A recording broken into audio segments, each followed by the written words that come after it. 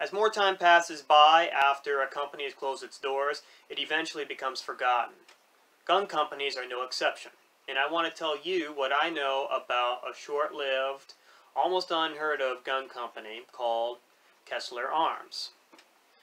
Now, the only reason I know about Kessler Arms is because I had seen the two shotguns it made featured in a gun catalog. And one of those shotguns in particular had piqued my interest. So I tried to dig in a little bit deeper to find a little bit more about the company. But I have had a very hard time trying to find more information on Kessler Arms. Now, I do not know when the company's origin started, but I do know that Kessler did exist in the year 1948. It was in this year that an airgun supply company called Monroe Gasket had sold to Kessler their design and a few parts to an airgun that they had designed themselves back in 1946. Around 1949 or 1950, Kessler had moved their headquarters from Buffalo, New York to Silver Creek, which is just 40 miles south. And to this day, the building still stands in Silver Creek. And it was in the year 1950 where Kessler decided that they were going to start making their own guns. And they introduced their first shotgun a year later. That was their Model 30 bolt action. Soon afterwards, they introduced their second shotgun, their Model 50, which was a lever action, or more specifically, a Levermatic. Now, both shotguns were affordable shotguns, and they came with a blued finish, walnut stock.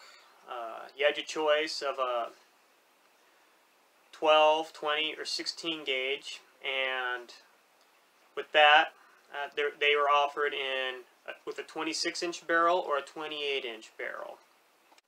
I do not know what the mag capacity was, but taking an educated guess, I think it's safe to say that both guns can hold a maximum of 3 shots. It was the Model 50 in particular that piqued my interest.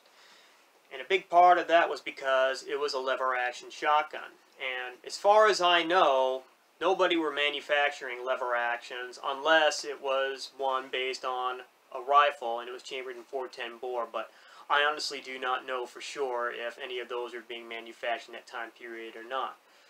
But being a lever action, it was not very popular because lever actions never really were popular, with the exception of when they first came out and for the first handful of years after their first development. A particular reason why those kinds of firearms were never very popular is because a lot of shooters found that the long stroke of the lever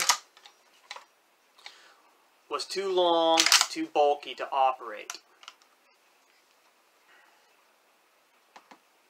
When I first saw a picture of the Model 50, I was intrigued because it looked like a brand new design, or at least a brand new design for that day and age.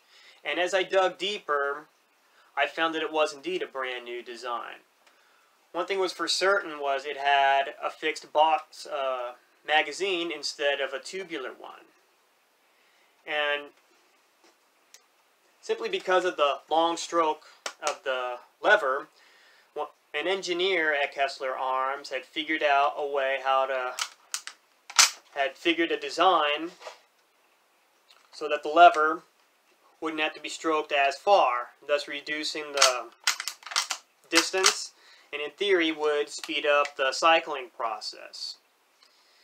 This particular brand new design gave the Model 50 the very specific name of the Levermatic.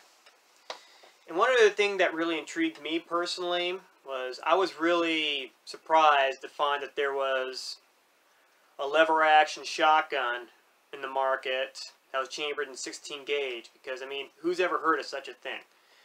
Now granted, this was back in the time where 16 gauge was more popular, and there might even be some other lever action 16 gauges around the world, but in America, this just may have been the only exception.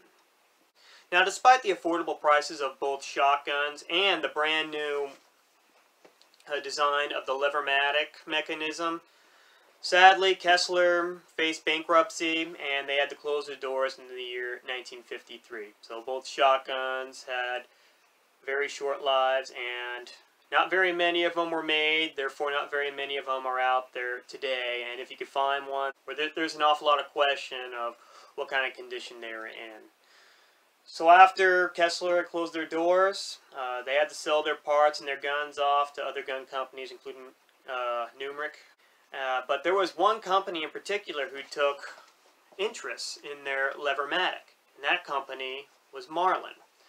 So after they bought up the patent from Kessler Arms, they took the Levermatic design so that they could make their own Levermatic rifles, most of which were Chambers 22 LR, and there were a bunch of different makes and models, and their production lasted from the year 1955 up till 1969. Now, if you've heard of a Levermatic, it was probably one of Marlin's, which is obviously a rifle.